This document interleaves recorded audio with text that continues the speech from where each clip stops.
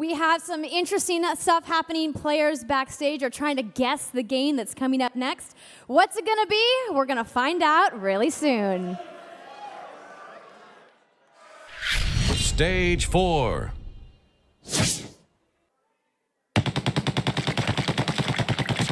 Splatoon 2. Hold on to your tentacles. It's Inkopolis news time.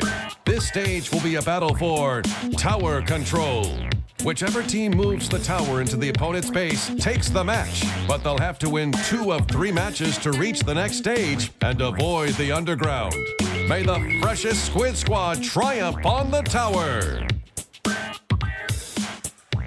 Aw, yeah, Splatoon 2, we got the crew back together again from the 2017 World Inkling Invitational. It's going to be very exciting to see what's in store here. Before we get to what these players will face, let's take a look at the rules as we get set for Stage 4 of these 2017 championships. It's going to be a best of 3 tower control on the brand new Snapper Canal level that dropped like it was hot yesterday. So these players maybe could have had a chance if they were playing some Splatoon online. The teams are going to be seeded 1, 3, 6, 8 versus 2, 4, 5, 7. So you're going to try to get an even balance of the standings so far. It's pretty simple.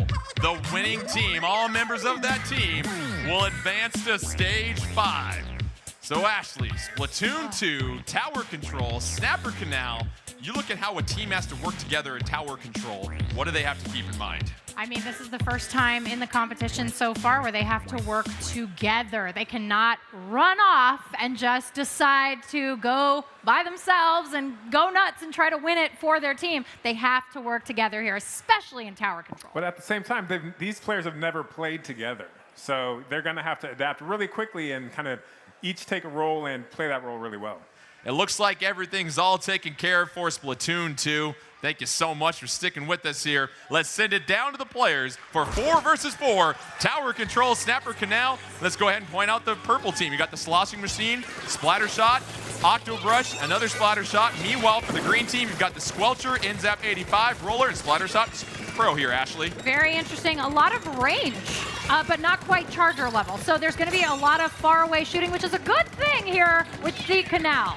Keep an eye on the score at the top of your screen. The lowest score when time expires is your leader. Right now, green in the lead at 84. They're moving it to the first checkpoint of purple, and we have our first ink cloud covering the field in that green ink, and green moving along to the second checkpoint, having no issues whatsoever here, Ashley. The forecast is an ink storm, and that is going to slow down the purple team tremendously. You got Turberon and Kyle W right now at the top of the tower. Oh, they get a critical splat on purple, and that green tower is moving along with no issues whatsoever. However, Kyle! Nice little flank by purple. Cole and Numbers doing a fine job of keeping that tower at bay. And now purple hops back on the tower. 2-2 on the field, 4 minutes left, 20-91. Green with the lead here, Ashley. Gosh, this is some really good play by both teams. They're pushing it back and forth. I want to see what happens right here. There's a lot of green happening. They're going to have to do a lot of defense to be able to keep that tower. A lot of the green team, 2 of them on the field right now. Purple with a 4-0 advantage. And here's where purple can make that violet push at this point.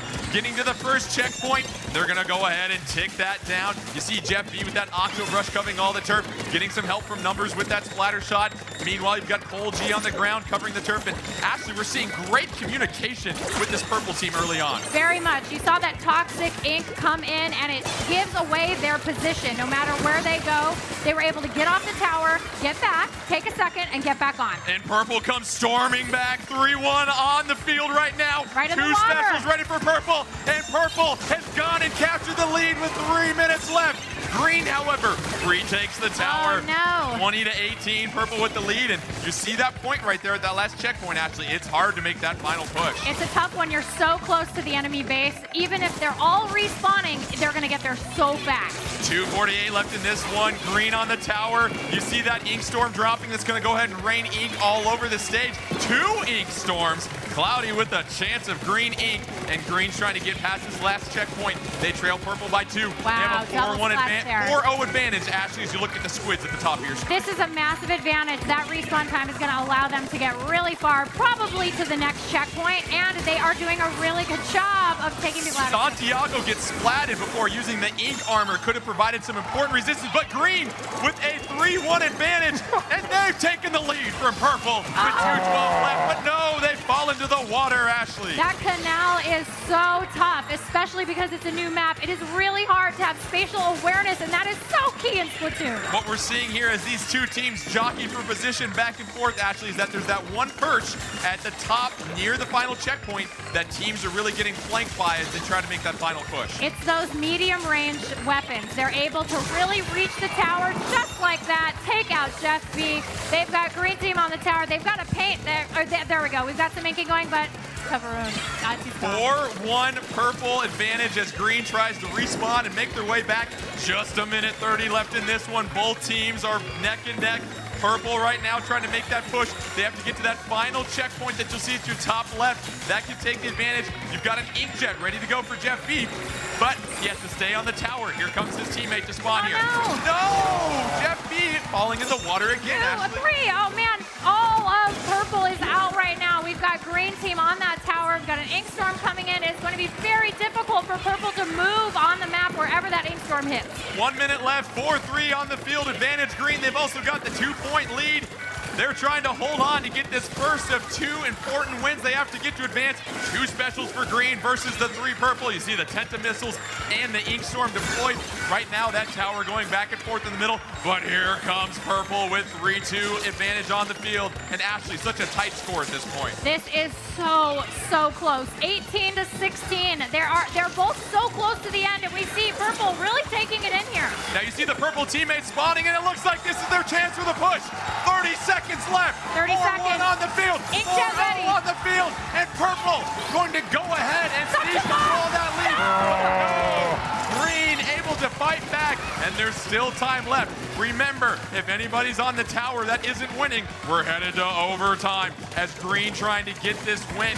They're down 6, but no. Oh no, Purple someone from purple's gonna get on. 5 seconds left. Green not on the tower. Purple taking the tower. 1 second left, and that'll do it. Purple. That stingray at the end.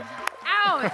Purple. Ouch. Ink storming their way back to take the victory from the tentacles of green, and that is one pivotal victory. Remember, first team to 2 wins on tower control Snapper Canal will advance to the next round. All 4 of them. The 4 that don't win, they go back down to the underground. So Ashley, goes to show you how back and forth tower control can be, and you can never relax. This is what I love about this game mode in Splatoon 2 is that in tower control, when you are on that tower, it is really difficult to stay on that tower for a long time. So a lot of times you'll see teammates switch off. We saw that with the green team. They sat there and they switched off, but it wasn't just, they didn't quite do it. Well, you talk about that switching off, and Smitty, excellent camera work right there, and it looks like Yeah, our very players good. are getting set for the second game. You hear that guitar riff that we're all so familiar with. This time, we're going to go ahead and call that teal versus purple at this point. Let's take a look at the teal. You've got, well, we'll go with green. Why not? That's easier to say. Sure, Let's go green with and purple. Welchers in Zap 85, Roller, Splatter Shot Pro, and purple with a lot of weapons. Let's see who can take it.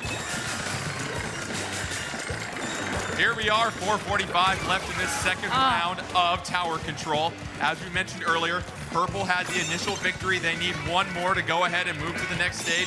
Let's see if green learned anything from last time, Ashley, as far as putting consistent pressure on that tower. It does look like they've learned a little bit, but we got a lot of pressure on Marco R right now, and he's got some support behind him. Great work with, but those rollers don't quite reach far enough. Numbers doing a fine job ducking behind the tower. Our 2015 champion helping push his purple team to that first victory, but here comes green. Early advantage right now. They're to the first checkpoint. They've got to win to stay alive. Meanwhile, purple with 1 more win, they win, but no! You get splatted, Ashley, before you use the special, and that can be devastating for your team. Oh, it just hurts so much when you're just about to use that special and then you get splatted and you lose that gauge. Green moves along to checkpoint 2, but we all know it comes down to checkpoint 1. You got the Octo Brush and some pressure from up above, a couple of splat bombs coming down, and purple regaining the tower. However, green with the early 21-87 lead. Purple with that 4-3 advantage on the field right now, Ash. Oh, very nice move by John Numbers, getting in there, taking somebody out there, using the Stingray, which goes through walls. No one likes that. No, nobody likes that at all. You got to avoid that Stingray at all costs. Looks like purple's ready to make their all-important push right now. You got Jeff B just wailing that brush left and right, trying to fight the pressure, get some great teamwork from that Jeff right now. However, they hopped off the tower. Very Why would smart. they do that, Ashley? You get off the tower when there's things like suction bombs, when there's things like You've got all kinds of things coming at you. Tenta missiles. This is a pivotal point in the match. 3-1 on the field right now. Advantage purple. You see the two flashing squids. That means they have two specials ready to go. But no, that sloshing machine goes and gets splatted. It's still anybody's match. With 2:50 left in this one, purple looking for one more win to clinch the trip to the next round. And we're back. Green playing some defense right there. They still have the 3-point lead, and they cleared house of the purple right there, Ashley. There's so much purple on the ground right now. We've got Tenta missiles launching. It looks really good. It's a great spot. That's the place where the opponents are going to be coming in. But look at the rail that the tower's moving on. A lot of purple right there. That's So going much to purple. inhibit the movement of the green team. But there you see Marco very wisely eking that territory that we talked about. Very 24. smart move by Kyle there to jump off that tower when that Octo Brush shows up, and he was able to get the splat. Kyle's got some tricks right there, holding the back line for his team. Kyle gets splatted before using those Tenta missiles. You see the Booyah trying to alert his team to an enemy right there. Purple once again playing defense. However, they're going to need a little bit more offense because they trail by 3 with a minute 55. Remember, first team to ride the tower to the goal, or whoever has the lowest score will be your winner. And Ash, you start to look at 148. Purple, how aggressive do you have to be? I mean, they have to be very aggressive. There is a lot of green on this map right now, and I am a little concerned for purple. They may go to 3 games. 1:37 left. Purple with a 3-point lead. Purple trailing by 3 at this point. Green with a 3-point lead. They're riding that tower to the final checkpoint. There we go. Trying to hold on tight, trying to avoid the splat using the guard of the tower. No! It was a pincer maneuver. So let me ask you something, Ashley. If I'm green and I have the lead, do I start to focus on being more defensive just to keep purple at bay? Absolutely. I mean, you just keep them off that tower and you win. You just play defense. Green with the lead. Just about a minute left. Here comes some more Tenta missiles from the green team. Inking a bunch of chaos in the middle of this map, this brand new map, Snapper Canal, that was released. 1 minute left. Green so trying much to get inkjet that action. push past the final checkpoint. However, purple holding strong. They're going to have to turn things around here soon, Ashley. Yes, they definitely do. It's, again, very close to the enemy base. He tried so hard, but it's 2-on-1. That's a tough, tough fight. It's tough, especially when the fact that you can't ink that territory that you're on. Meanwhile, purple, they're going to ride the tower. They've got a couple of their teammates on top of it. Octo brushing and using that sloshing machine as well, too. And now 30 seconds left, Ashley. This is where you have to make your last final push. It is a really good strategy to have a slosher and a brush on top of that tower. But as we see, it is so easy to lose your positioning there. And now we've got all 4 purple members out of the game. And Green's got it cracking at this point. 4-2 advantage on the field for Green. All they have to do is hold on for 12 more seconds, and they will tie up this stage 4 platoon 4 versus 4 matchup. An unbelievable work by Marco to hop off the tower and get the splat. 3 seconds left. This match is going to Green. And folks, we're headed to a 3rd and final match as you see Marco just rolling over the opposition right there, Ashley. Great move. That is how you play the game like a team. He went over, he flanked, he got behind somebody they didn't quite notice, and then he just brought down the roller. Look at the confidence, the swagger of the youngster, unimpeded by this big stage and being able to show out and really help out his team right there. Pivotal move, and now you talk about tension. You've got 8 of the best players remaining, 4-on-4, 1 match of tower control to determine who moves on to the next stage and who goes to the underground, Ashley. I mean, I think we can all agree that these 8 players are all fresh. I think we can all agree. And what's great, too, is now that they have 2 matches underneath their belt, how does that help aid their teamwork as they get set for this 3rd and pivotal match? Each one of them has a win. And they have had literally in this competition the maximum amount of time to learn that map. So now I think we're going to see, we've seen 2 close matches. Now I think we're going to see an even tighter match. And what it looks like is that final checkpoint is getting so difficult to move beyond that you have to be so coordinated as a team, and that's the challenge of Snapper Control. We've got orange versus green. Green got the victory last time.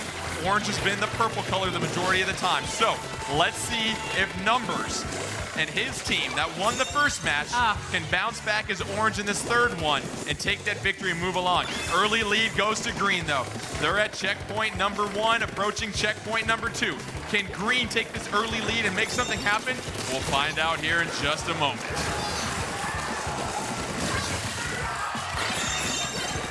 That was a special moment indeed. 155. Orange seizes control of the tower. Let's go ahead and get some citrus on top of that as we move this thing along the canal at this point. And you've got a coordinated effort that needs to be done, and it really seems like that second checkpoint, if you can clear that, Ashley, you're going to gain a lot of ground on your opponent. Absolutely. If you have that second checkpoint, when it goes backwards, you've got a little more time to catch up, get on that tower, and get the job done. 90 to 55, the lead is for green. Remind you, if you have the lowest score or you ride the tower to the goal, you will be victorious. 350 left in this third and decisive match. The winning team, all 4 of their players, advance in the 2017 Nintendo World Championships. The losing 4, you're sent to the underground. 340 left in this one. Green team trying to increase on their lead. They've got the Ink Storm helping them out at this point, but no! Orange going to go ahead and take control of the tower once again. And Ashley, Orange playing some much better defense. Oh no, Jeff B right into the canal. It's so easy to lose your sense of direction when you're on that tower and drop right into the water. Well, you see the mesh ring around the outside of the tower. If you turn into a squid, you fall through that mesh. And if you're over the water, it's Curse Splash for you. That was a nice Pentamissiles attack. 3-1 advantage on the field for green. They're on the tower. They have the lead. Everything's looking up for them. Oh, very nice, Santiago hopping down and saying hello to my little friend, but falling into the water at that point. 90-55, anybody's match at this point. And we're back here. Orange team on top of the tower trying to make their first vital push of this match.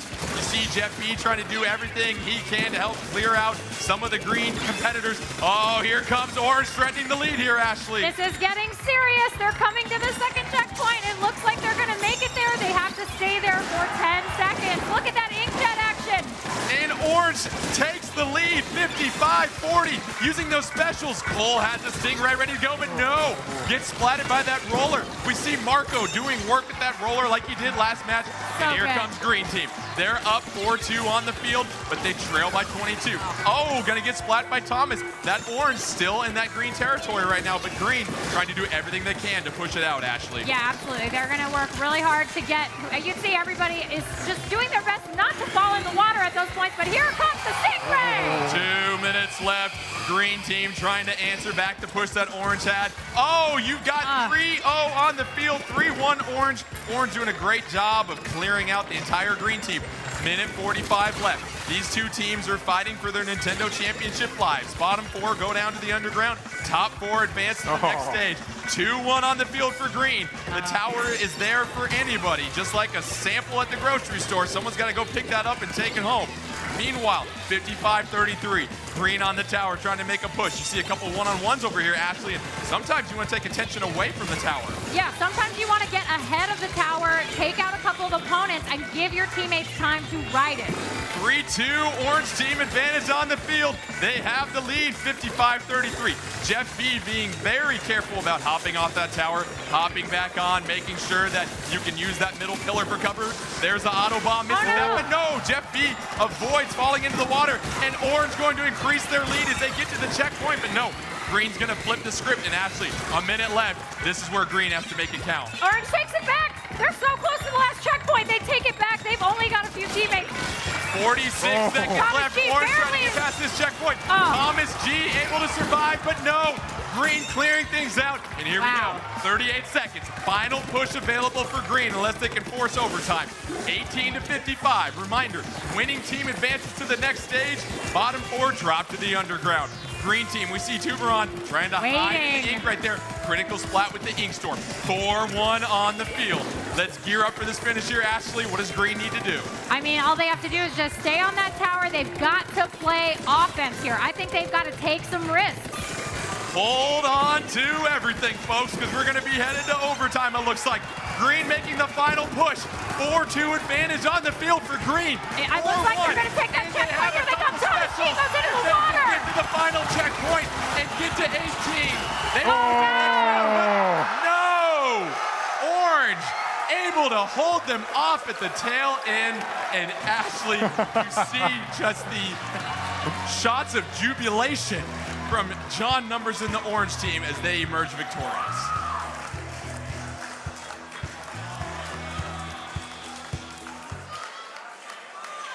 My goodness, Ashley, we've seen some fantastic finishes I mean, in Splatoon, but yes. you look at what was at stake right there, and what can you say about the orange team's performance at that last moment? I mean, great choice to stay up high on a perch, not try to shoot on the tower from underneath it. Excellent, excellent, excellent strategy.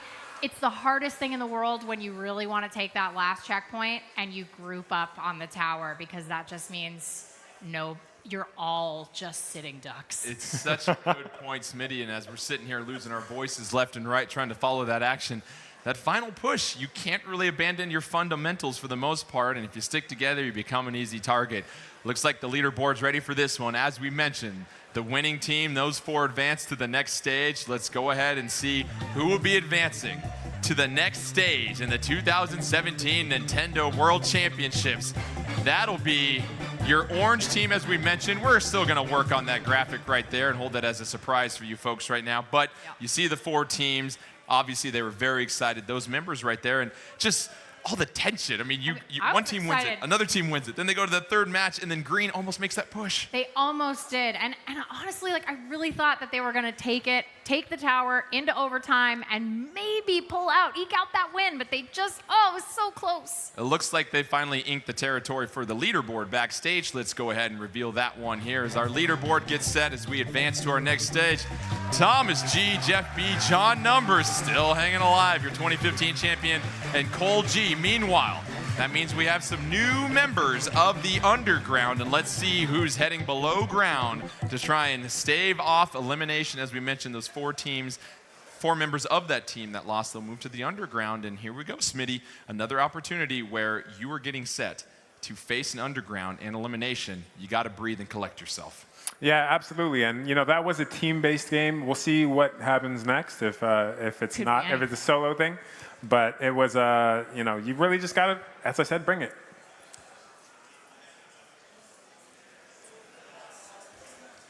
Lots of great stuff here, as we mentioned. We just got done with stage 4. What that means, we have an Underground 4. So for more on what that game will be, let's take a look.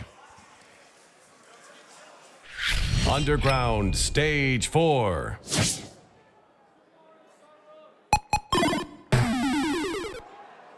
Tetris. To many players, it's the game that defines the puzzle genre. Just line up the Tetraminos into complete lines to clear them and beat each level. For the next 3 minutes, competitors will have as many tries as they want to set a high score, and the top 2 will survive to the next stage of the Underground. May the true puzzle masters clear out the competition. Well, why don't you go into your kitchen, reach into that junk drawer, find some 4 AA batteries and play some Tetris. Fortunately, we don't have to do it for this, but my goodness, it's basically the game that every human being has played before. It defines the puzzle genre, and before we talk about what our players will face, let's look at the rules for our Underground 4. It's Tetris, folks. Difficulty set to 0 hearts. That's basically the same as level 10. Players have 3 minutes to get the highest score they can. Yes, you can try as many times as you want. We will take the top 2 based on their highest score. Audrey, welcome back to the desk here. We're still catching our breath from that Splatoon 2. You look at Tetris, and obviously you're going to be stacking things and clearing lines. Tell us a little bit more about what's going to be taking place here on the main stage. Now, this is the mother of all puzzle games, and it seems deceptively simple, right? You have to fill a row to kill a row, but there are all kinds of factors going on. There are different shapes, different rotations, and you really have to keep all this in mind, which wells you're building up. Otherwise, your wall's going to stack up, and you're going to... It's not going to be good. And, well, that wouldn't be good at all. And, Ashley, when it comes to scoring with these lines, you have to be very careful because every 10 lines, you move up a level. That means everything's going to fall faster. However, the scoring is very unique for how you do things. Tell me about why you want to sometimes aim for more lines than that simple single line sometimes. I mean, of course, everybody wants to build a Tetris. And Tetris is worth 1,200 points? 1,200 points for a Tetris. 1,200 points for Tetris. And then at every level, it goes up by a factorial, which is, get out your algebra books, N guys. plus 1 to the 1, carry the 2, divided by, but basically a lot of points. But leveling up means a lot more points. And so you have to choose between, okay, this is going to start pretty fast. The pieces are going to move pretty quickly. So you have to choose, do I want to go a little bit faster? You make that gamble, you get extra points, or do you play it safe in Zero Heart. That's a very good point as you point out the scores. 40 points for a single line, 100 for a double, 300 for a triple, 1,200 for a Tetris here, Audrey. And so you might be making quick work doing single lines and have a nice clean screen, but it takes 30 single lines to equal 1 Tetris. So how do you go about trying to manage, all right, I got to line up for a Tetris, or maybe I got to try again and find out what's going to be the best move for me? I think at this point, if you're going for survival, you kind of have to take the risk. You have to go for the glorious Tetris and try and get as many points as possible. And there's a lot of blocks, obviously. They're very recognizable. They call them by the letters. You got the I, the S, the Z, the T, the O, the L, and the J. So being able to quickly maneuver those. And it seems like, Ashley, the players that are successful can position the well, that one spot where you want that I block to fall down, and then manage the other rows so it doesn't get too messy like a child's playroom. Yeah, you definitely don't want it to get too messy. But here's the thing. If it does get a little bit messy, you have to very quickly decide if you're going to start over, just throw that and tower it up and go again, or you have to decide if you can eke it out with the pieces that you're going to get. All right, well, let's get set for underground number 4. And for more on that, let's send it down to Andrea. Thank you, Jordan. What a crazy Splatoon 2 round. Didn't see that coming. All right, so now these guys are going to give it their shot to become the best puzzle master in the group. Here we go. 3, 2, 1, go. And everybody loves that music, and look at those graphics right there, Ashley. And as we mentioned, 0 heart, that's the same as 10 speed, and we see Kyle W right now trying to establish some positioning right now. However, Santiago looks like building a bit of a bridge on that screen. Yeah, Marco are also having a little bit of trouble setting up those pieces.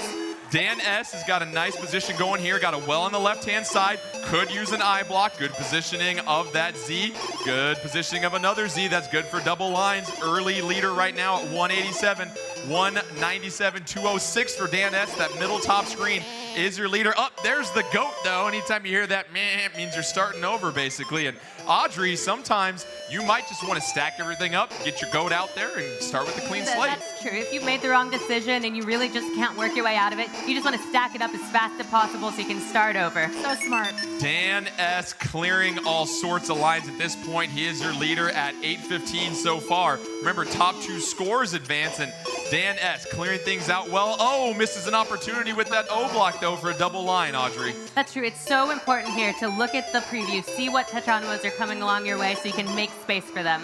And what's crazy here, Ashley, is that 1 Tetris is worth 1,200 points, and that's going to really help out anybody that can get one of those. Yeah, I mean, you're going to need 12 double hits to double lines to be able to match 1 Tetris. Oh, Dan S. Man, oh no. Trying to create the Empire State Building on the right-hand side of the screen right there.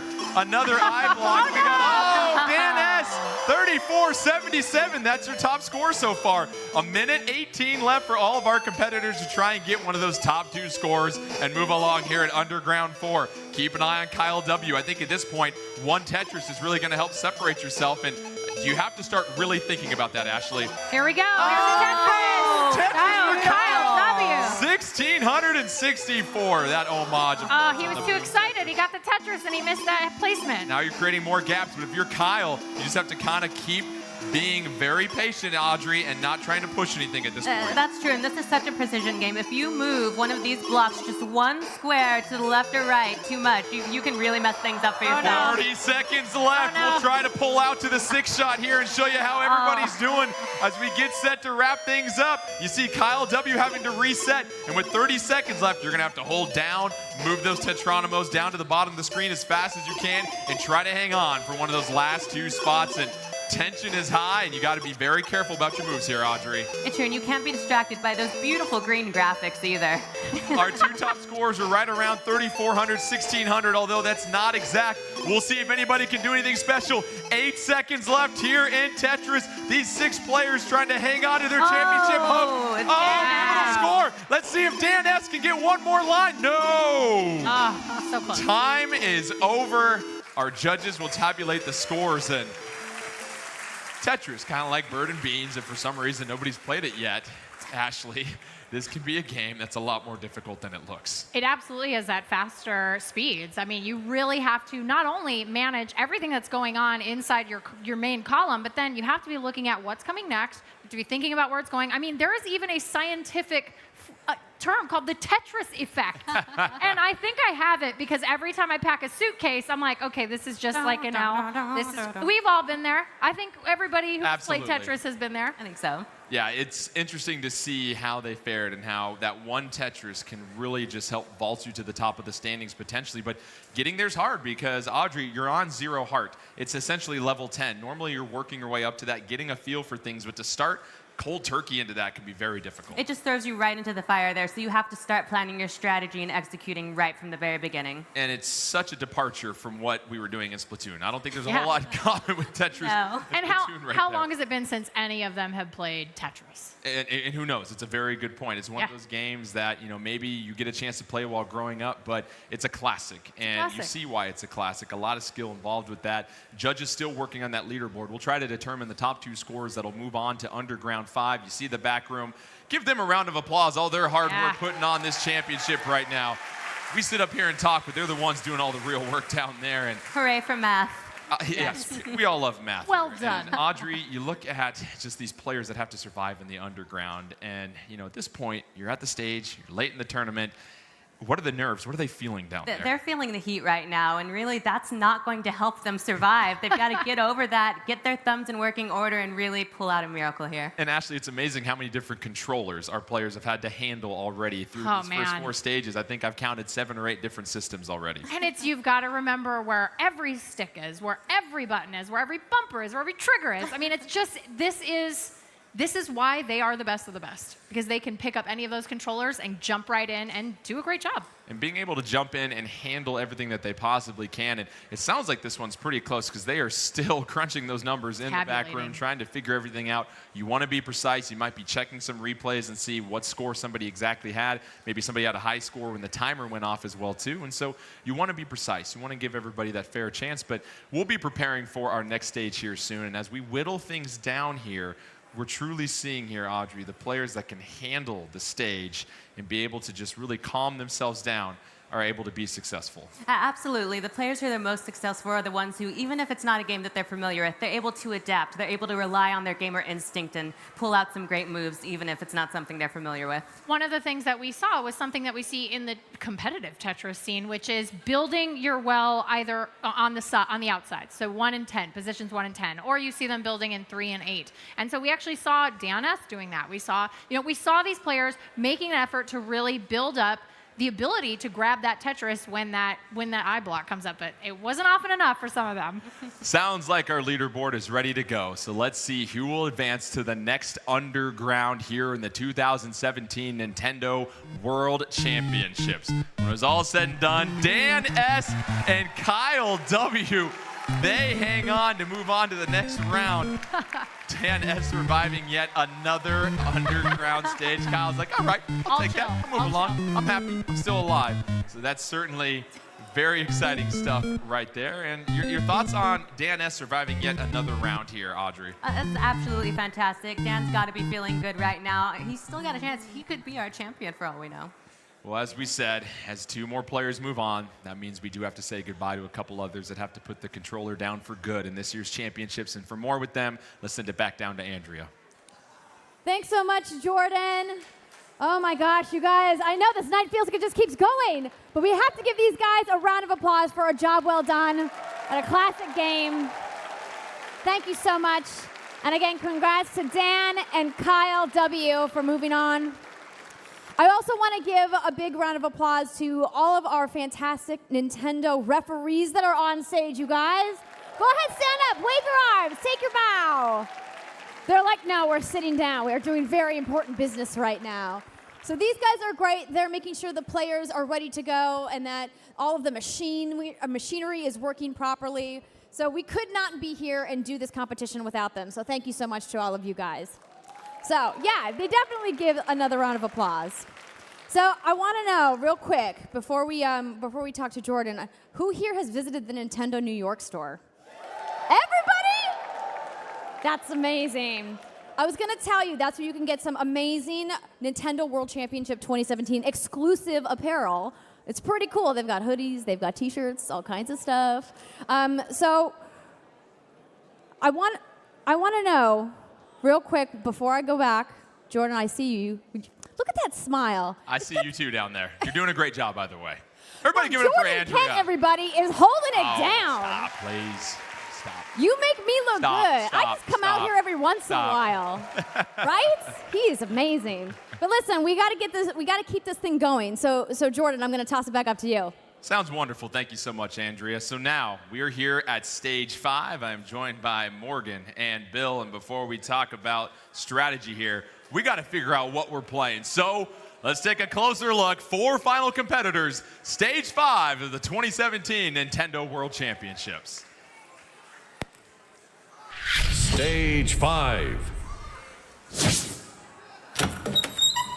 Is someone at the door? What are you, some kind of chew toy? Oh, hey. Oh, this thing can punch. Oh. Is this thing on? Can everybody hear me? Good. I'm Biff, your trusty Arms League commentator. Now pump your fists in the air for the world's stretchiest fighting sport, arms. Just don't punch anyone. That's the job of our top 4 competitors who will be paired up to face off in one-on-one matches. The victors will move on to the finals, and the other 2 will drop to the underground. May the most focused fighters guide their punches to victory. Oh, how about some arms right there? Our crowd loving that. And so this will be very exciting. This is another game that we saw at E3 earlier this year. And let's talk to you about the rules for Stage 5 arms as we try to pit our 4 finalists against each other as they try to move into the championship round. It's going to be arena mode, one-on-one, no items. You win 2 rounds to win a game. You win a game, and you have to win 2 games to win the match. Winners advance to the finals. The other 2 drop to the underground. Now the matchups have been seeded randomly. And Bill, let's talk about arms. What is so unique about this new game for Nintendo? Well, obviously, ARMS is a game it's a fighting game. You've got extendable arms. You can play with either button controls or with motion controls, but the unique combination of the distance from the arms, the timing of your hits, the grabs and whatnot makes it a really, really fun game on Nintendo Switch and something that I think people are going to hopefully show us some really cool moves at. And Morgan, Bill alluding to some of the arms and some of the characters. Not all characters are created equal. What are we going to see as far as differences with characters and maybe some of the differences with the arms that they can equip? Yeah, so they're going to get to pick the character they want and then equip each arm. That's sort of, we have stretchy arms, but there's actually things you attach to that. So you might have defensive ones. You might have ones that make you, you can do faster moves. You might have ones that help you sort of, it can have different attributes. We'll talk about that during the matches. We don't know what they're going to pick. There's a lot of combinations out there. Absolutely. Some of these arms have elemental attributes as well, too, Bill, that you can charge those arms. You might be able to freeze, shock, burn, or even explode your opponent to help give you an advantage. And as we get the players set here, Bill, talk to me a little bit more. You were mentioning blocking, throwing, punching. Is there a bit of a triangle and a read and react that goes to being able to emerge victorious? There is obviously when you throw a punch, if you block that, you're able to block it. You can also dodge. And because of the time, the duration that the arm is stretched out, if you get a dodge in and then attack again, that's a great way to counter. Of course, if you're trying to block and they throw out both arms, that's a grab. They're going to grab right through that shield, pick you up and throw you, and that's going to do quite a bit of damage. And throughout these matchups, Morgan, we're going to see a yellow triangle start to light up and then potentially catch on fire. That is a rush attack. What does that mean if someone deploys that? Yeah, so you're going to see, when you see that little yellow triangle, it's like catches fire. You can unleash a flurry of rush attacks. You fire it off, and you can just punch it super, super fast. And what's really neat is that makes the opponent have to go into a really defensive stance or try to counter that. And there's even a quirk where you can carry that power to the next round. So if you're losing a round, you have your rush ready, really advanced players will carry that over. And we talked about the characters that you can choose from, Bill. Some of them have special attributes, such as being able to jump 4 times in the air or regain their health. When it comes to choosing a character, what did you look for when you helped kind of settle in on a character that you like to use in ARMS? I've tried out a few of the different ones. I actually really like Ribbon Girl and her jumping ability. She is a favorite of mine. I love just being able to kind of jump in the air, use that to charge up, and use those charge punches to then get get at my opponent and really take control of the match. And Morgan, a term that, well, let's be honest, can be difficult for millennials sometimes. Patience. How does patience work in this matchup? Well, it's important in arms. Obviously, you're trying to punch your opponent, but it's also equally important to be ready for what they're going to do. So if you have a punch sort of at your disposal, you haven't thrown both out, and you see something coming, you can use a single punch to counter a grab. Let's get set for a matchup here. You've got Min Min taking on Kid Cobra. You've got Cole on the right as Kid Cobra. Min Min on the left is Thomas. Now Kid Cobra, he can go ahead and dash multiple times underneath punches. Meanwhile, Min Min can counter punches. You see that left arm turn into a dragon. And early on in this one, Bill, we see Min Min trying to keep Kid Cobra at bay. Why is spacing important? Well, spacing is important because you've got different characters with different abilities, and Min Min is one where if she's able to maintain that distance, it's going to be to her advantage. 65 seconds left in this first round. Min Min having her way with Kid Cobra right now. Kid Cobra missing with the throw right now. Min Min, though, connecting with that left arm, and Kid Cobra unable to really break through with that Slam-O-Mander at this point. Min Min dodging back left and right. Kid Cobra missing with that throw. Oh, Min Min connecting with a charge attack right there. And the first round is gonna go ahead and go to Min Min. And Morgan, what we saw from Thomas was using those charge punches, and those are obviously going to do much more look, check damage. this out. Min Min's coming into round 2 with a rush attack already ready, so already has an advantage right out of the gates.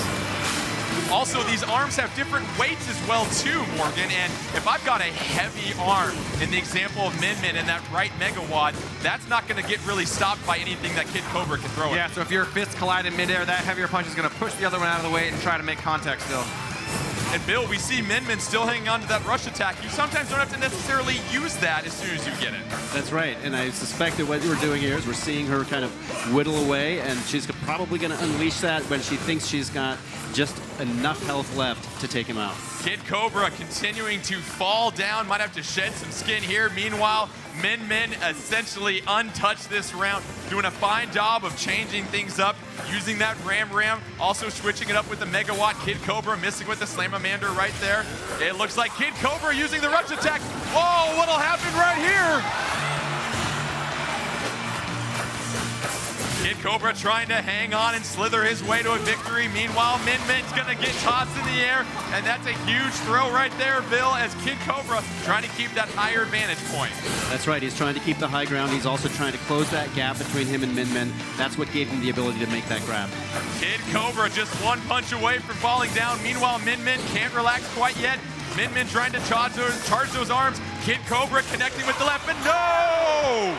Thomas G with Min Min takes the first game, winning the best 2 out of 3 rounds, which means Thomas G just needs to win one more game to move on to the finals. And what we saw there, Morgan, was just a lot of patience from Min Min. Decided to drop down from the middle part of the stage that was elevated and really just took her time attacking Kid Cobra. You saw patience, but you also saw constant movement. And I think anybody who watched our E3 tournament and saw Mr. Yabuki play saw that, wow, you can really move in this game. You can constantly keep your opponent off balance by dodging, jumping, dashing, and then taking your opportunity when it presents itself. Yeah, it was very impressive when we saw Mr. Yabuki at E3. He termed the move the Yabuki, bouncing somebody off the springs on Springman stage and comboing that into a rush attack.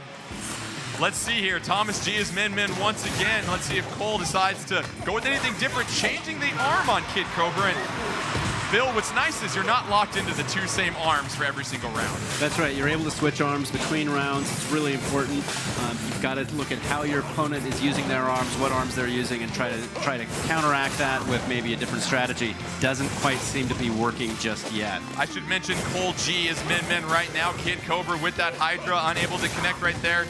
Min Min still going with that Megawatt, and Ram got the electrical ability of that Megawatt that's going to shock and send Kid Cobra back. And once again, like a small bowl of ramen, Min Min making quick work of Kid Cobra right there. And what we're seeing, Morgan, is Kid Cobra unable to block or avoid the attacks coming from I think Min Cole Min. G might have had an idea that we might make the competitors fight each other in this tournament because he came to play. Cole G doing a great job here, just 1 round away from advancing to the finals here. And Bill, you start to think about the strategy with Min Min. If I am Kid Cobra, is there anything I can do to disrupt Min Min? You know, it's really tough. He saw his best success when he was in that high ground, keeping it close. It doesn't seem to be working for him right here, though. I have to say, though, that we do have our Min Min player is somebody who has placed very high in Smash tournaments in the past, and it seems that this is playing to his advantage right now. It sounds like those Smash players are able to translate that success to ARMS. Kid Cobra, you gotta use the rush attack, but no! Cole G with a perfect closeout. Hide the box of Band-Aids, because he don't need that after not even taking a single punch in that match. Very impressive work by Cole G. Goes and takes that round as well, too, and both games. So Cole G That was a spicy his battle. ticket Min. into the finals, and that's what you see in the hands of a very adept player. Min Min is almost untouchable, hiding behind that big, heavy megawatt, and then moving around the side with that ram because Morgan, these punches don't just sail straight, do they? Yeah, you can actually, we're seeing some of the players do that. If you haven't seen this game before, you can, after you punch, you can actually control the punch by moving your hand or the control stick, depending on how you're playing. So that gives you the opportunity to sort of, you know, if you throw the punch a little left, you can steer it back to the right and knock your opponent out. And actually, Jordan, I have to correct myself. Cole G just really pulled off an upset. It was Thomas G. There were just too many G's in A lot there, of G's right here. who was a former pro Smash player. So that actually is a pretty big upset here at the event. Cole, very impressive. Let's go ahead and take a look at a replay at that thrilling match that we had between Cole and Thomas. And you saw Cole using Min Min, and there was a moment here where you had a couple of rush attacks ready to go. But here goes Cole G on your left-hand side, going to activate that rush attack, and that's going to do substantial damage on Kid Cobra to the tune of 300, and that's going to basically swing the tide of any match. Yeah, and I don't know if you noticed that, but he waited till his opponent was in the air, vulnerable, and then unleashed the rush, and that is like a next level. And that's a good point, Bill, because in ARMS, you have to pick and choose. You're not just flailing your arms and trying to get lucky with punches. You have to find your openings and try to connect. Well, that's right. And the other thing you have to do is you have to know what's been going on in the game from a balancing standpoint. This is a game that the team has been updating. They've even added new characters with characters like Lollipop. And in fact, there's some new features that they're planning for the game. We're going to have a trailer that's going to be going live just after this event where people can go and get more information on that. But this is a game that the development team continues to support, continues to balance. And if you don't know how they've been tweaking the characters and the arms, you're not going to be able to perform your best. Well, I think the audience loves the chance to see anything new and exclusive, so certainly excited for that. Players are getting set for our second matchup, as we mentioned, John Numbers being one of the returning champions. And Morgan, we weren't sure how Numbers was going to respond. He's been on this stage before, was your champion in 2015, but so far hasn't had any issues, and he's stayed in the upper tier of players so far throughout this entire tournament. Yeah, he hasn't shown a lot of weakness in his game, and I'm assuming that, you know, ARMS being a new fighting game, he probably guessed. I think that he's savvy enough to know maybe what might they throw at us, so I'm excited to see. John Numbers also a good Smash player. Can he fight it out in the ARMS arena? We'll try not to get confused. We're set for our next match. A couple of ribbon girls here. We'll let you know who's the dark ribbon girl and who's the blonde ribbon girl. Pick this one up early, and you see ribbon girl, Bill. Her special ability allows her to jump not once, but several times. That's right. She can jump several times in the air. That's great. You hold that jump button down, and you're going to charge up the punch. You're going to be ready to come in and attack. Of course, you can also charge if you do a long block. But those can really come in handy as you're going against your Looks opponent. like we've got names up now. Jeff B going as dark ribbon girl, John Numbers as blonde ribbon girl, and it'll be a matchup that'll certainly be tied up nice and tight. Oh, what a combo from John Numbers. John Numbers with the stun and the rush attack.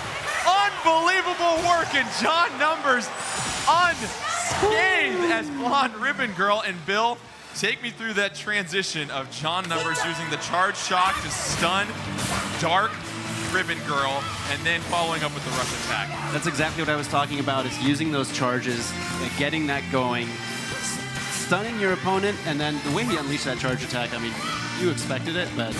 And what's interesting is we're going to go ahead and handle some technical issues that we're having right now. We want to make sure these players get a fair opportunity right now. So our technical team is going to examine some stuff right now. We're being told that we're going to be working on some things right now. We see player one unable to throw those arms at this point. And, you know, these players, they'll have to be ready for anything. And you always want to make sure that it's a fair match for everyone. And you're going to make sure it's a clean slate. So as we try to clean things up, I do want to go back to that first round performance from John Numbers. The ability to combo and link up to that rush attack, that's one of those advanced strategies in ARMS. It is, it is. And of course, with Ribbon Girl and using that jumping ability, you're able to get those charges going, and he leveraged it. Sounds like the issues have been figured out right now as we have dual rush attacks going back and forth. Can John Numbers go ahead and take this round? And yes, John Numbers with the toss. That'll take the first game as we get set for our final one here shortly. And we're back here. John Numbers goes and takes the first game. He needs one more game, meaning he has to win 2 of 3 rounds. And what we saw here, a very quick study for John Numbers here. I mean, this is a game that's been out for a couple months now at this point here, Morgan. John Numbers showing that he's very adept already. Yeah, he's looking really good there. And yeah, the ability to sort of time when you do grabs, time when you do rush attacks. You've seen, maybe some viewers haven't seen this game, you're starting to see you get these little exclamation points by your arms and those get disabled. You're unable to punch or block, and that's a perfect opportunity to go in for a grab or go in for a rush attack. And the elements of the arms, when you charge them up, we saw John Numbers use that Sparky, which is going to shock and stun the opponent, and was able to lead into a rush attack doing that. And a lot of times too, Bill, we saw John Numbers just being patient, not being the aggressor. How important is it to read your opponent and counter the proper way in this game? You know, for a lot of players, it's a really great strategy, especially if you're playing somebody who you've never faced before. It's really good to kind of take that time, see how they're going to attack, and then plan your response. And you obviously have to read everything. And as a reminder, you can punch, you can block, you can throw. There's a bit of a triangle there. And so being able to determine that, and throws can be a very powerful tool here, Morgan, because they're going to do upwards of 150 damage if you can connect. That's right. And throws are also can be an opportunity if your opponent's throwing too many of them to have a good quick counter. So a lot of, you see, advanced players will keep a punch back, so when they see that throw coming in, they can stagger that throw with one punch and then go in with a throw of their own. And a lot of times avoiding damage from a punch isn't about just blocking it, but Bill, the lateral movement and the dashes and the air dashes, how does that come into play? It's, you know, it's critical. You really do need to read the punches that are coming in at you, and you've got to know how to respond to them in order to leverage that movement to either dodge and get around, you know, jump out of the way. There's definite ways to then counter your opponent depending on which choices you've made in terms of that movement. It's critical to the game. Yeah, obviously very pivotal to understanding things. And then also the character selection. It seems like for the most part, people are going with very nimble, agile characters that they can move around freely that don't necessarily have the biggest targets. You look at Min Min, Kid Cobra, and both the Ribbon Girls. Let's take a look at a replay, though, of what John Numbers was doing when he was victorious in that first game. Here he is as Blonde Ribbon Girl on the right-hand side, close to getting that rush attack. Now it's activated, connects with the left popper, but then here comes that charged Sparky, that right fist that stuns Dark Ribbon Girl. That leads into a throw, and that's going to be followed here by yet another charged Sparky as soon as Dark Ribbon Girl gets up, led into that rush attack, Bill. And it's all about linking together these different ways to attack in order to be successful. And that was just almost a perfect chain of events that John Numbers executed right there. And you see his ability to really grasp and understand this game. And Morgan, you were there at the 2015 World Championships. What's the tension like as you start to get to these final rounds as we get closer and closer to the championship round? You know, I don't know if these guys are thinking too far ahead right now because ARMS, you know, it's one-on-one. Like, they cannot get to the final unless they get past the person they are fighting right now. So I'm thinking that they're pretty focused right on these matches. And you look at the situation where maybe you drop that round. Is there something where you maybe go, Bill, with a different character so that your opponent can't rely on the same strategy? And how do you possibly counter what Ribbon Girl was doing? I mean, it really depends. Certainly, as a player, you tend to focus maybe on one character. If you're a versatile player, you will try to master a few. It really just depends on whether or not you've got another character that you feel is good enough to be another go-to. Well, it looks like that question's answered as we see Dark Ribbon Girl versus Blonde Ribbon Girl. John Numbers playing as Blonde Ribbon Girl won the first game, just has to win one more to move to the finals, connecting with that charge popper that's going to go ahead and push Dark Ribbon Girl back. Meanwhile, Dark Ribbon Girl trying to connect with those two Sparkies. Both fighters just feeling each other out right now. Charged Sparkies from Jeff B on the left. John Numbers just trying to get a feel for things. And here we see, Bill, both fighters really taking their distance, but Numbers connecting with the throw.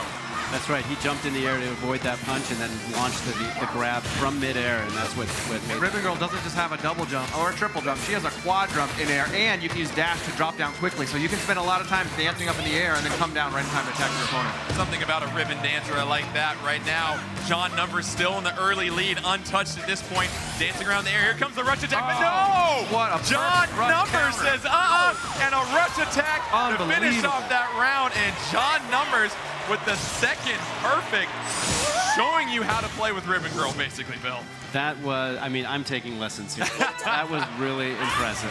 All right, Jeff B is in between a rock and a hard place as he gets set to take on Ribbon Girl. Meanwhile, all John Numbers has to do is tie up one more victory with Ribbon Girl, and he's going to find himself a spot in our 3-player championship round. Counters right there with the right Sparky. See him using that quad jump. Ooh. And what we're seeing, Morgan, is Dark Ribbon Girl, Jeff B, unable to block a lot of those basic punches. Well, you can see he's waiting to get a punch, and John's using that quad jump to dance around in the air. He doesn't know when to punch. John drops down when he wants to and lays the first hit. Oh, John Numbers, beautiful. The air dodge to the left to avoid the punch, followed by the grab, and yet another perfect John Numbers.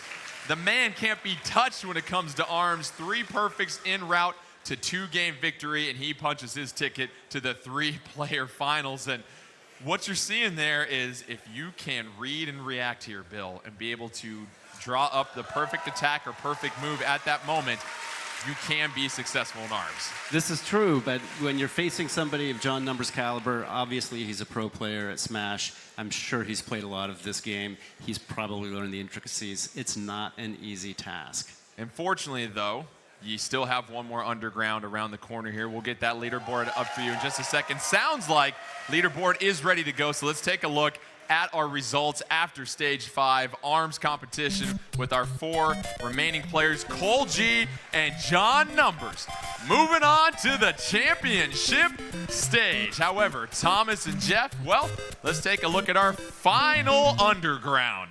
It'll be 4 players, Kyle, Steven, Dan, as we said, let's go ahead and fix that. We appreciate Bailey being here with us, but unfortunately, Bailey took an early exit off the ropes, and you get one more chance here, Bill. In this underground, how aggressive do you have to be with only 1 spot potentially remaining? Well, and that's it. This is the last spot. It's not even 2 players moving on. We're down to 1 before the finals. It's very exciting stuff, and as you continue to look at the players that progress here, Morgan, what's impressing you the most about the skill on display that we're seeing this evening?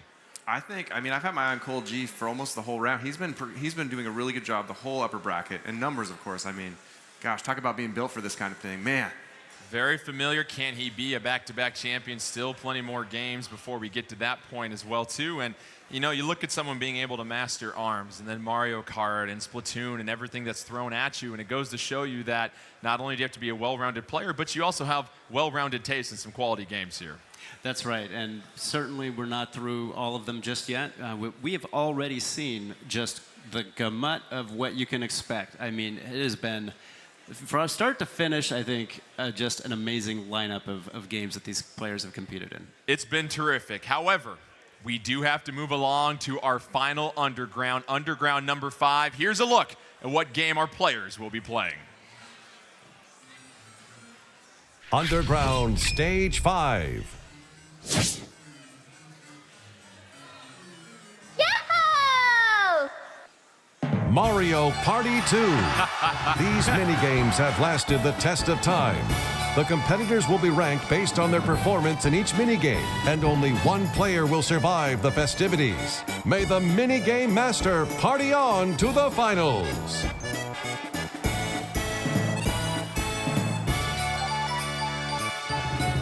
Get the pizza rolls, grab your sleeping bag, and have your mom come pick you up in the morning because it's time for some Mario Party.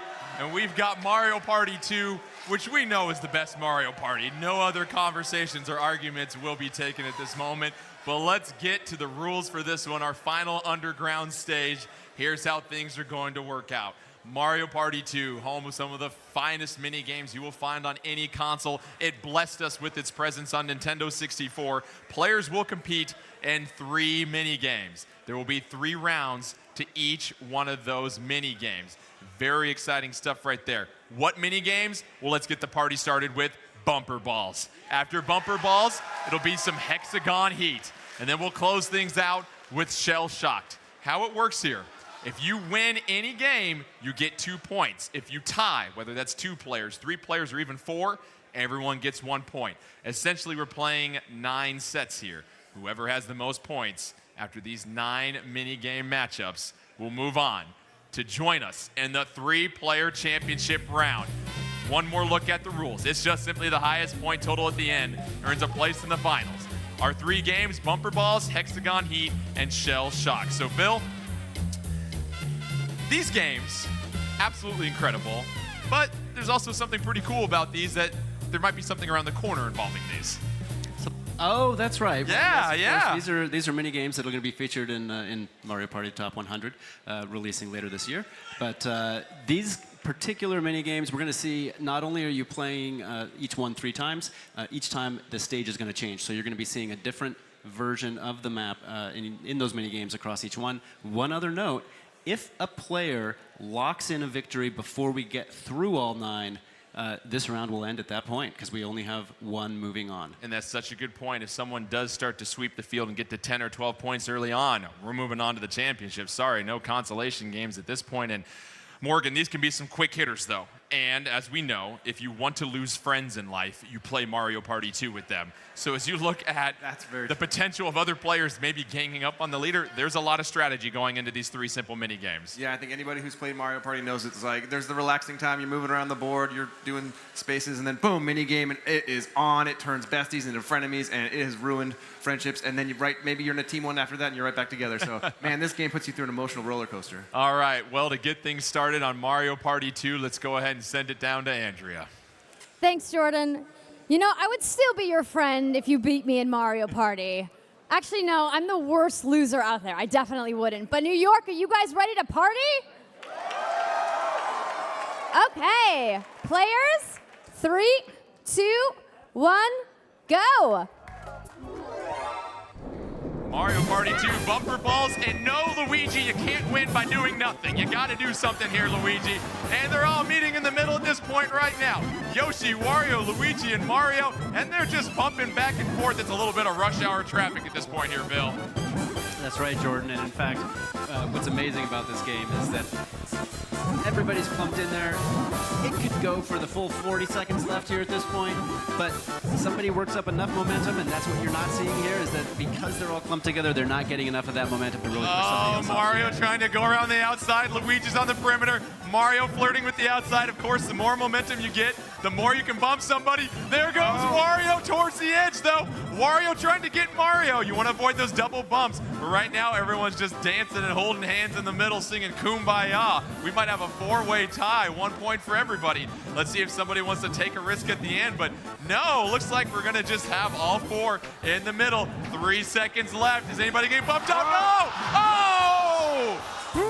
Yoshi almost gives Mario a taste of his medicine and drops Mario into a pit right there, but all 4 players tie, which means 1 point for all 4 players. And early strategy there, Morgan, stick to the middle. Yeah, I guess 1 point is better than 0 points, and maybe it's not worth going for 2 if you can get 1. This is a very good point, but that middle strategy changed because we got a little bit of ice in the middle right now, and we see our first competitor headed off right now. What else will happen? We've got 3 players left, Luigi, Mario, and Wario left on our second stage of Bumper Balls. Now remember, if you get bumped on that ice, you're gonna go rolling pretty far. Let's see if Mario can pick on his brother or if Wario wants top billing. 30 seconds left here, and Morgan, everyone, once again, trying to stay in the middle, but a little bit harder with that slip ice. Yeah, the physics are different on this compared to the first round, so they're gonna be slipping a lot more, sliding a lot more, and you're gonna have to be less aggressive. Let's help you identify who's in right now. Mario is Dan S., Luigi Kyle W., and Wario is Thomas G. Meanwhile, Yoshi took an early spill, might miss out on a potential point, but will anybody be aggressive and go for those 2 points? They're still bouncing back and forth. 5 seconds left in this one. Looks like we might just have a 3-way tie. That's another critical point for Dan, Kyle, and Thomas. It brings their total to 2. Jeff just at 1 as they get set for the 3rd round of Bumper Balls. And Bill, at some point, someone's going to have to try to win this thing. Well, you know, I never thought I'd say this, but I think we have to admit, this is some seriously high-level bumper ball play. It really is high-level bumper ball. All right, our 3rd stage. You see a little bit of undulation with the hills and the rocks right now. And these are players that know what they're doing on these bumper balls. And it's interesting that they're not trying to gang up on anybody. You don't see any 2-on-1s. It's just everybody getting a chance to bump each other. And we see about 37 seconds left. Anybody's match still. And we're we're back here with all 4 players. This third and final match of bumper balls. 2 points for the winner, 1 point for anyone that draws. And right now, just a lot of hokey pokey going on in the middle. Mario's on the edge, though. Oh, Mario's on the edge. Yoshi trying to bump in, trying to get the double bump combo. And there goes Mario.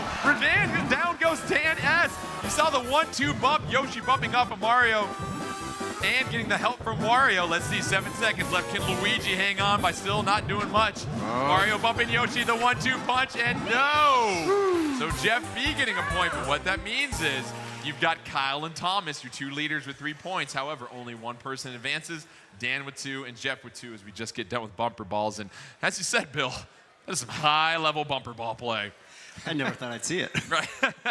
And Morgan, the difference in the stages didn't really seem to affect these players too much. Well, I don't know. The ice, I think we saw 1 player go off in each of the second 2. So, yeah, but I'm proud of all the players for grabbing some points that round. You know, no one's completely out of it yet, so it's going to be interesting to see how they try to move up the standings. So our next game is going to be Hexagon Heat, the next mini game. And this one, Bill, you've got to be very careful because you're going to have, as we see here, that white hexagon in the middle. Toad's going to hold up a flag.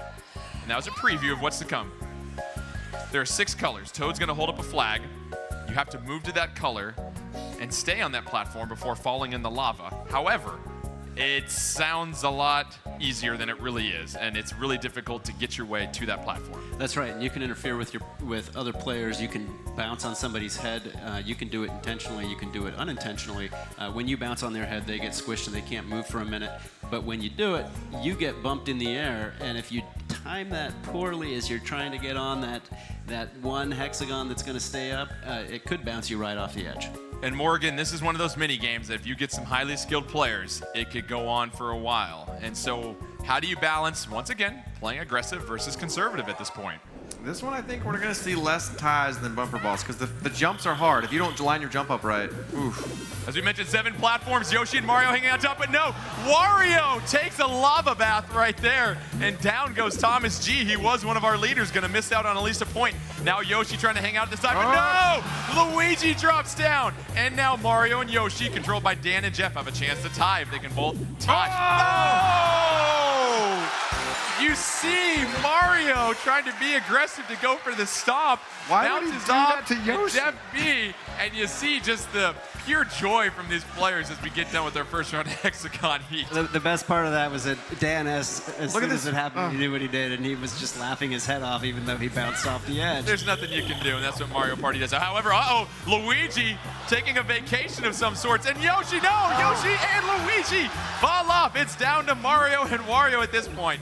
Let's see if they can stay on that white spot. And it looks like, Morgan, they're playing a little bit more aggressive than we thought. I like the aggression. Yeah, we see players trying to make their mark early, but man, if you're in a bad position and the hexagon that goes up is behind you, it's hard to turn around and jump in time, as we've seen. You got to go hard. So all about that initial position. Mario going to have to make his way through Wario, and we know Wario's a bit of a wide body here, Bill. Now, you notice the speed speeds up. These platforms will start falling and dropping faster here, Bill. That's right, and what you're not seeing here is you're not seeing anybody taking risks. And Mario not able to react in time. Wario able to get the victory there, and Thomas G gets 2 critical points as we try to determine who will be the highest scorer after all these mini games to join our 2 other finalists in the championship round. Let's go to our 3rd and final heat of Hexagon Heat before we move on to our 3rd game. It's the green flag right now, but no, Mario and Luigi. Falling in the lava, that leaves Yoshi and Wario at this point. And it's all about that positioning. And what's interesting too here is if you don't touch the control stick, you cannot be dislodged. So you can't get too antsy with that controller. Yoshi and Wario holding on to blue right now. Their fate is in the tiny hands of Toad in whatever color he holds up. But no, Yoshi! Yoshi flirting with disaster on that white platform. They're still holding strong. This sounds like this could be a great volley of attempts right here. Yellow flag going up. Can Wario make it? No.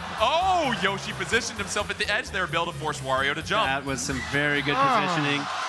And it comes right back at him. Wario with another critical victory. Thomas G gets another crucial 2 points as we close out Hexagon Heat.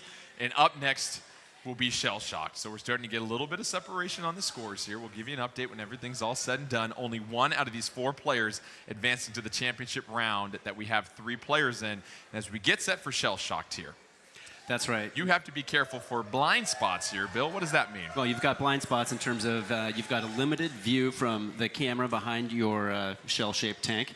You've also got pipes that are blocking your view. Particularly when you start out, it's easy to see one or two characters in your frame of reference.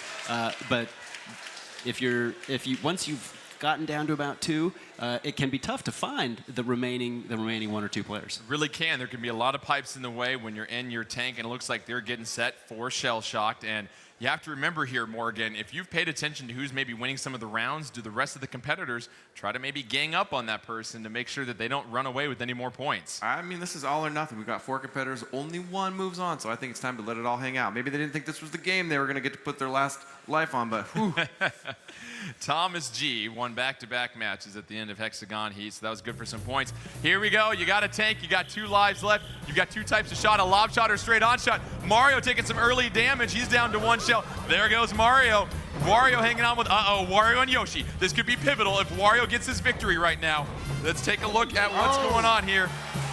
And Wario gets the victory. Impressive stuff right there. And Wario, Thomas G controlling him.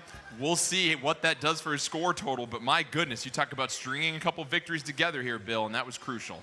That was, and that's, I mean, when you have everyone else fall out of a match and you're actually taking the win, 2 points, that's big in a matchup like this where we had those early ties.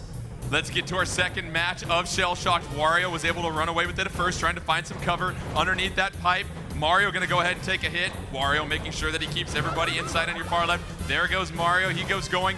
1 more shell left for Yoshi and Luigi. Can Wario try to hang on? He's won a couple in a row. Yoshi, Luigi. Oh, Wario almost connecting with Yoshi on that long-range shot. Wario trying to flank Luigi. Luigi, as always, in a tough spot, trying to avoid getting hit. Oh! Long distance hit by Wario on Yoshi. It's up to Luigi at this point to try and put an end to the reign of terror by Wario. Wario controlled by Thomas G. Looks like it's going to be an end. Thomas G trying to do the lob shot. 18 seconds left. Both players getting a feel for each other. Can Thomas G get this victory, close things out, and yes! Oh my Thomas G as Wario connects with the final shot on Shell Shocked, and that means Thomas G has clinched his spot in the championship round. He is the master of Mario Party 2. And Bill, we saw someone finally pull ahead after so many draws on bumper balls. That was impressive. I mean, and being a big fan of Shell Shocked from way back in the day, it's exciting to watch a match like that.